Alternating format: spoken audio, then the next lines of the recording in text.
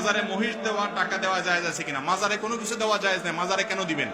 মাজারে দিলে সেটা তো মাজারে যারা ওই যে আপনার গাঁজা খা, ওই গাঁজাখোরদের আরো সহযোগিতা হবে, এটা জায়েজ নাই।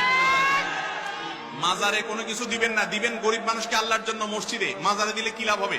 যিনি মাজারে শুয়ে আছেন উনি যদি আল্লাহর ওলি হয়, উনি যদি নেক মানুষ হয়, ভালো মানুষ হয়, তো আপনার এই জিনিসগুলো কি তার কবরে ঢুকবে? বাইরে যে বাটপার আছে এদের ভাগযোগ করে খাওয়ার ব্যবস্থা হবে, ঠিক না ভাই? ঠিক। মাজারে কোনো কিছু দিবেন না, মাজারে মানত করবেন না। মানত হবে আল্লাহর জন্য, আল্লাহ ছাড়া কারণে মানত করলে শিরিক হবে। একটু আগে বলছি কোন ইবাদত কবুল হবে না যদি শিরিক করেন। কথা কি বুঝাতে পারছেন? কোন প্রকার মাজারে কোন দান দক্ষিণা মান্যত করা যাবে না। মাজারের ভাই, মাজারে যাবেন কবর জিয়ারত করে দেবেন, সেখানে কিসের দান? ওখানে আপনি দিবেন, বাটপাররা সব ভাগযোগ করে খাবে। দিবেন গরিব মানুষকে, মসজিদে, মাদ্রাসা, ইসলাম, মাজার নির্দেশ। ভাই মাজারে যদি কোনো কিছু দেওয়ার নির্দেশ থাকতো তাহলে হাজী সাহেবরা পোলটা ভরে নিয়ে রাসূল করিম সাল্লাল্লাহু আলাইহি সাল্লামের কবর দিয়ে আসতো। আপনাদের এলাকায় যতজন মক্কা মদিনায় গেছেন রাসূল সাল্লাল্লাহু আলাইহি সাল্লামের কবরে কিছু দিয়ে আসতে পারছেন? তাহলে রাসূল সাল্লাল্লাহু আলাইহি সাল্লামের সাথে বড় কবর কারোর আছে দুনিয়াতে? তাহলে ওয়াদা করেন সবাই কোন মাজারে কোনো কিছু দিবেন না, ঠিক আছে তো ইনশাআল্লাহ?